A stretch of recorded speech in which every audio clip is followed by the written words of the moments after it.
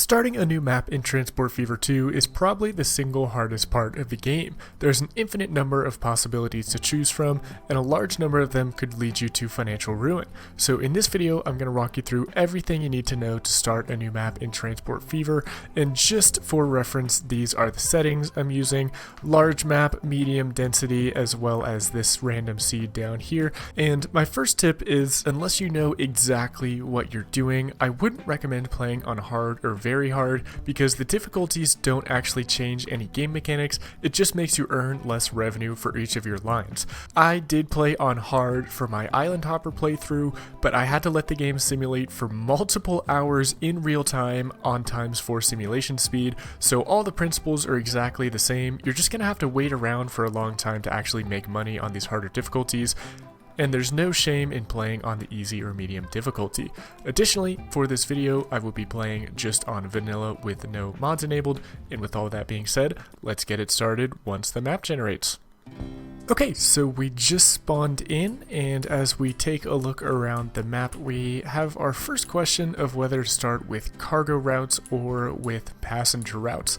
And the community is kind of torn on this one, but for me personally, I exclusively start with cargo instead of passenger, simply because cargo does not have a limit to how far it'll travel. For instance, if you wanted to connect this industry up here with some random ore factory ore mine down here, you can do that and the ore will be delivered. It might take a while for it to be delivered, but it will be delivered. Whereas if you try to connect a town with another town on the other end of the map, the citizens are a little bit picky, and if the frequency or the speed of the line isn't fast enough, the citizens just won't travel on the passenger line. So it's a lot more finicky than just starting with a cargo route, again because cargo does not have a maximum distance that it will travel. With that in mind, if you're worried about losing money, you can always start with something that I like to call gimmes or give-mes. Essentially, it's just a raw good like this that is right next door to its associated refinery like this. And then you can connect these in just by truck, simple, just 1-2 routes like this. You could do it for any resource, so for instance, this wood to the sawmill right here, or even this coal to the steel mill like that. Just look for a raw good that is right next door to its refined good. This will be a nice, safe investment. You probably won't make too much money on it, but you probably won't lose money on it unless you're playing on a harder difficulty. But you can always start on these if you're playing on easy or medium if you're worried about losing money. For this video, I'm going to skip over this step and jump straight into my next tip, which is to try to make routes that deliver the final good or the end good directly to the city. And I actually see one right here. We can start with just wood or lumber, do a nice easy truck route over to the sawmill right here, where it refines the wood into, well, refined wood, I guess, planks, and then the planks get delivered down here to this tools factory. And then look at how awesome this is. The tools right here are actually requested at Madison, right across the river, and actually the tools are requested over here at Albuquerque as well. But the line doesn't have to be this complicated. It can be even easier. I see another route up here. This will be another final good or end good line. We start with wheat over here at this farm. Again, just a nice easy truck route over here to the food processing plant, and then how convenient, the food processing plant is right next door to a city that demands food. And the reason these are really good routes to start with is because you'll make more money for however advanced the item is that's delivered. So you'll make a little bit of money when the raw resource is dropped off at a refinery. You'll make a little bit more money in a case like this when it's an already refined good being refined again, and you'll make the most money when the end product is actually delivered to the town that requests it. So now we have a good idea of what route we actually want to make. Let's go ahead and build it. And this is where we get to another dilemma of whether to use trucks or trains. And while everyone playing this game probably loves trains, trains are really good at carrying a lot of resources over a long distance, particularly when there are many different types of resources going to the same place. In other words, you'll probably want to save trains mainly for cargo hubs, which I have a whole video on and we'll get to a little bit later in this one. But for now, for this nice easy 1, 2, 3, 4 route, let's just go ahead and use trucks. One of the nice things about using trucks is that they're so easy to set up, so let's go down here and grab just a regular truck station. Since we're in 1850, just the default settings 1, 1, and 10 meters should be fine, and it's really easy to set these up. Again, all we need to do is just place these near the industries, and it looks like that industry is actually not connected into the road we have, so I will just really quick go ahead and make a road that has a couple tendrils attached, and then connect this road into the main road, just something like that, nothing too fancy. Then we can go and place down our station. I usually like to look for somewhere where it's the cheapest to place these. Really doesn't matter too much. Looks like that's about as cheap as we're gonna get. And then let's place a third one down here somewhere, and this road is just an eyesore, so I will fix that up really quick. Maybe we can just connect it in something like that, should be fine. And let's place down our third truck station something like that. Cool, now let's go ahead and make our lines, and the vast majority of lines that I make in this game are simple, just 1, 2 stops like this. I want to say like 99% of my lines for trucks, ships, trains, all of my lines are almost always just easy 1, 2 stops like this.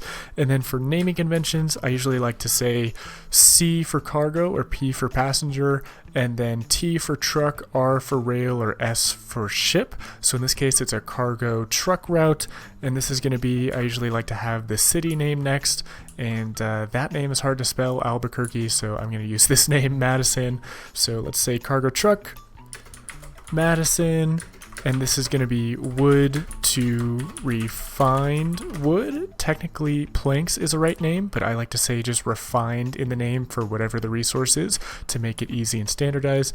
And then I usually like to color my lines for whatever the resources are as well. So this would be like a brown for wood.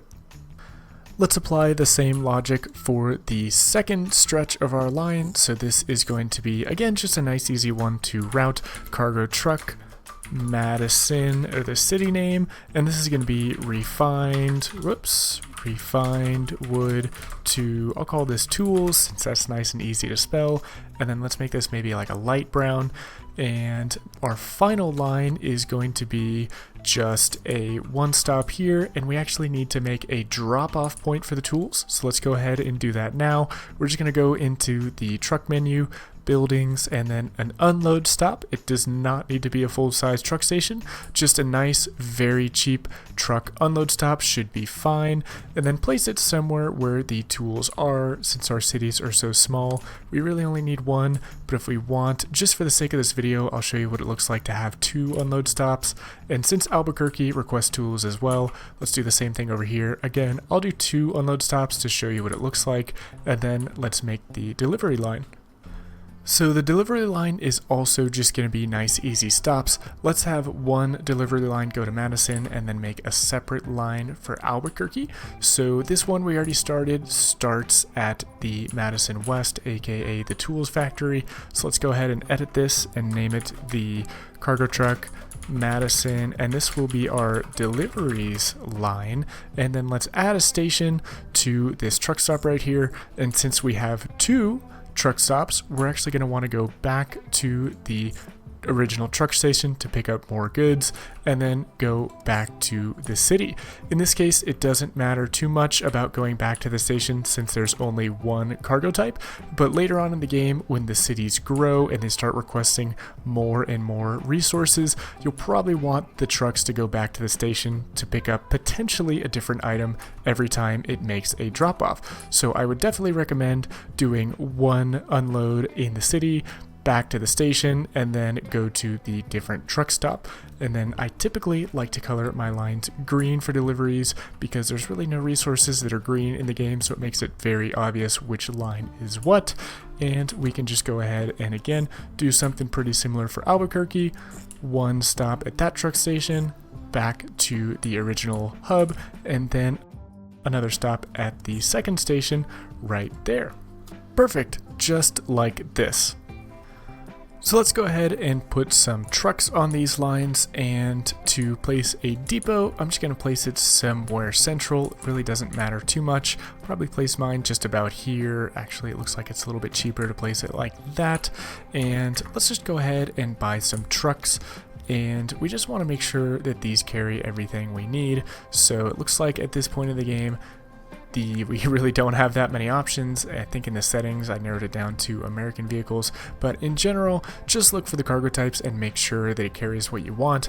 This carries all cargo, so we should be fine to buy. I usually just start with one for each line. So if you remember, we have one line going here that drops off wood, we have two lines that drops off the refined wood, and then we have a third line and a fourth line dropping off to either city, or you could just count the line manager, 1, 2, 3, 4. So we need to buy 4 vehicles. So 1, 2, 3, 4, like that, and let's go ahead and set them off. So I'll set the first one from wood to refined wood, I'll set the second one for refined wood to tools, and then I'll set the next couple ones to their respective lines.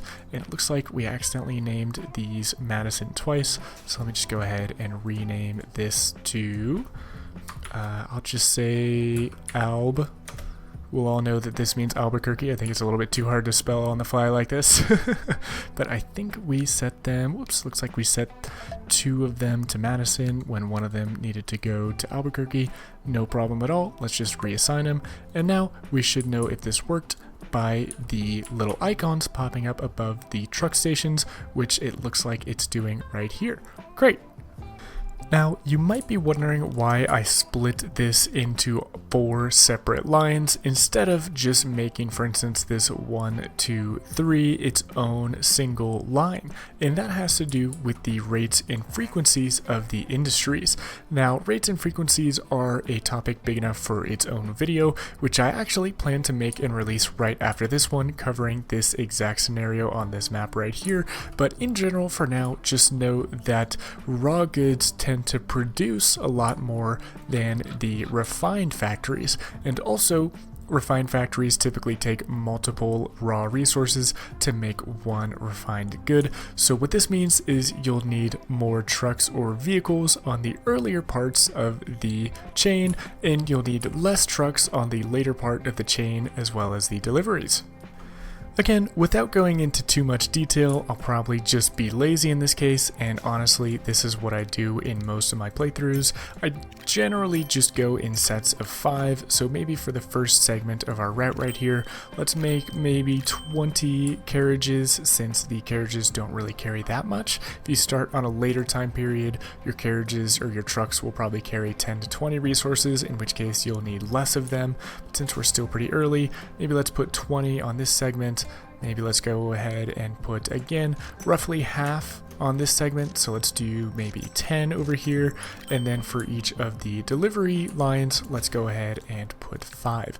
So 1, 2, 3, 4, 5, like that, and then maybe Madison, same thing, 1, 2, 3, 4, 5. Again, me going in 5s is just me being lazy, and in the next video, continuing this map right here, we'll actually go and hyper optimize according to the rates of each industry. For now though, let's move on, and if this were a real playthrough, I would probably put this same logic to various places across the map, like for instance this one we identified earlier where we can easily drop off the final good to Norwalk, but I want to go ahead and show you just one other early game tip you can apply before you start making cargo hubs. And that is for all of you train lovers out there. Again, all of these approaches I would do with trucks and then save trains for cargo hubs, but cargo hubs do take a fairly big investment, and if you want to get started with trains, honestly the only way I can recommend trains in the early game like this is to avoid deadheading. And deadheading is simply just when your vehicles travel empty. So for instance, on our wood line up here, our trucks will travel with wood over to the refinery, drop the wood off, and then they'll deadhead on the way back or go empty to pick up more wood. This is fine for trucks, as trucks generally don't make or lose that much money, but if you try to do this with trains, depending on the locomotive you choose, you're actually going to incur a lot of maintenance costs and you could potentially lose a lot of money, especially on these higher difficulties, and that's not even including the high infrastructure costs you have to set up for all the railroad tracks. So again, I would generally recommend waiting to use trains until you make a cargo hub, which we'll get to in the third part of this mini series. The second one will cover the rates and the third one will cover making your first cargo hub. But if you do want to make an early train, there are a couple things you want to look for. In order to not deadhead, you'll need to be carrying resources in both directions, and this will be easier to conceptualize if I find an example, which I think I actually found one. So look for a refinery, just a basic refinery that takes a raw good and makes it into an intermediate good, and then look and see what industries are around it. So in this case, we have a sawmill right here that takes wood, and we have this iron ore mine, just a raw good right next door. Look at where the raw good is refined, and then see if there's, on the other end of the line, see if there's a raw good that is accepted at the industry right next door. So that's a lot to take in, but again, for this example, I think I found one. Look at this iron mine. This iron mine could get delivered over here, where there's actually lumber right next door. So what's going to happen is the train, for instance, will stop right here.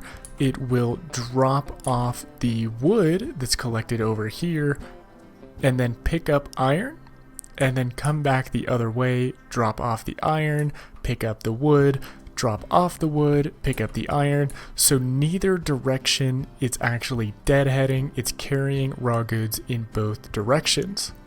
And I understand that might be kind of hard to wrap your head around, so let's just go ahead and build this so you can see it in action. And I have a whole beginner's guide series on how to place buildings and train stations, so go watch that if you're confused. I'll probably go a little bit quick here, but just planning our route, it looks like there's a lot of verticality right next to this sawmill, so that's not really an ideal place to put a train station. Instead, we'll probably put it on this flat ground. We'll probably want to go across the river right here instead of going through the town, and then we'll either want to put the other station here or right here, and I'll probably lean towards putting it next to the forest to get that extra little distance bonus. So let's go ahead and build that now that we have our plan, and maybe I think coming around to the right of this station, so probably something like this, I think. And then maybe on the other side, I know there's a iron mine right here as well, but just to show off our example, I'm going to build the train station next to this iron mine. So maybe a little bit something like this. And if you're wondering how I did that, check out my tips and tricks video. You can hold the shift and mouse button to spin a station. And let's go ahead and do that and connect them in. One little road for connections to the station, followed by another road as a connection to the industry. If we can get it to connect to something like this, and then just a nice easy connection, and it should light up when we click it. Perfect. Let's go do the same thing over here for this station. Again, I usually like to just make dedicated roads to handle my connections, something like this, something like that. And I know it's kind of ugly, but it gets the job done. You can make it as pretty as you like. So now let's go ahead and connect the stations together. And unfortunately, it looks like I kind of placed the station building into a mountain, which is a little bit unfortunate.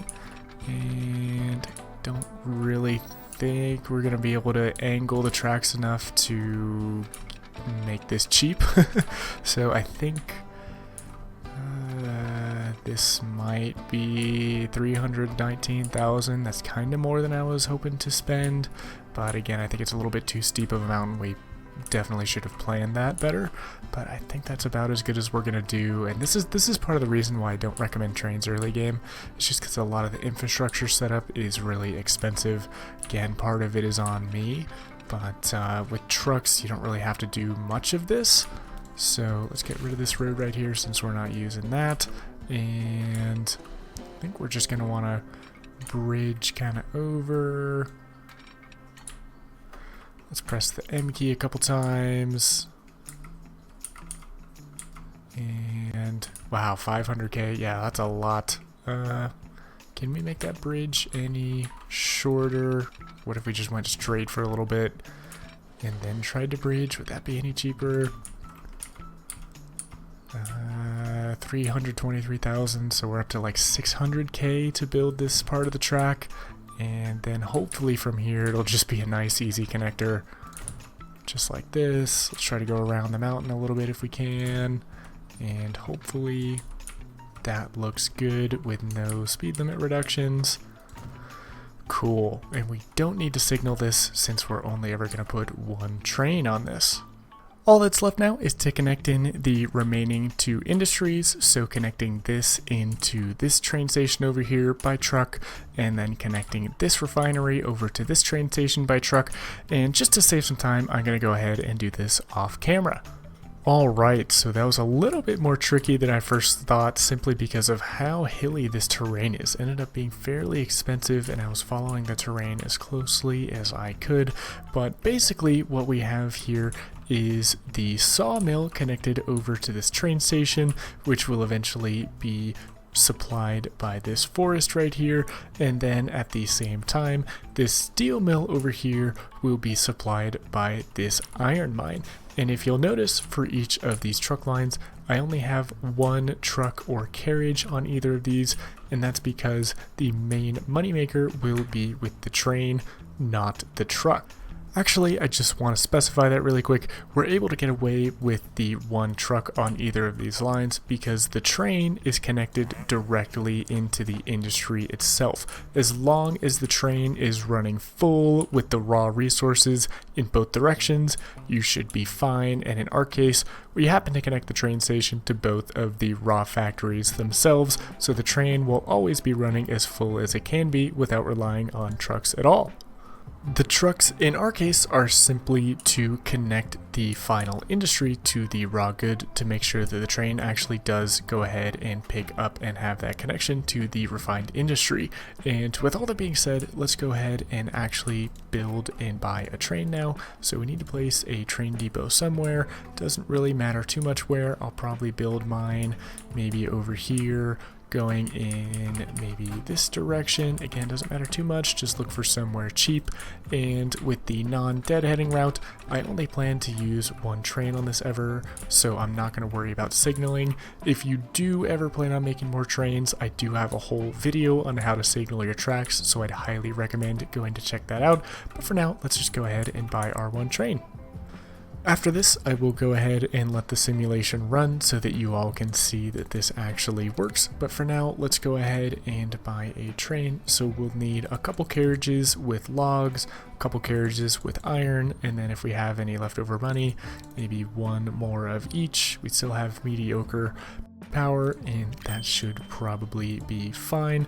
So if we set this on our line, we should be pretty confident that it works. If the raw resource industries have consumers, which it looks like this one immediately does, and if we zoom over to it, it's this guy right here. And again, we only have one truck in this case, but it's fine because the train has the connection, so this will start producing all the resources that this one requests. And if this truck happens to not deliver everything, oh well, the train is still making a lot of money in both directions. And hey, here's our iron mine as well, also has consumers, also over here. And now, benefit as well, we get cool looking trains that will be filled in both directions that'll actually make us money. So I'm just going to go ahead and let this simulate for a little while now. I'll go ahead and bump it up to ×4 speed, just with the regular date passing amount of time, and we will see if this makes us money, because right now we are almost broke. So I'll see you guys in a few minutes. Alright guys, so I have some good news. All of our lines here per the line statistics menu are indeed profitable, which is awesome. And if we look down here at our finances, we also made a fair bit of change. It did take us a fair bit of time. Took about 9 years. It's currently 1860. And again, we're playing on medium difficulty. All the same principles would apply on hard and very hard. You just have to wait like another 10 years, 15 years to actually make this amount of money.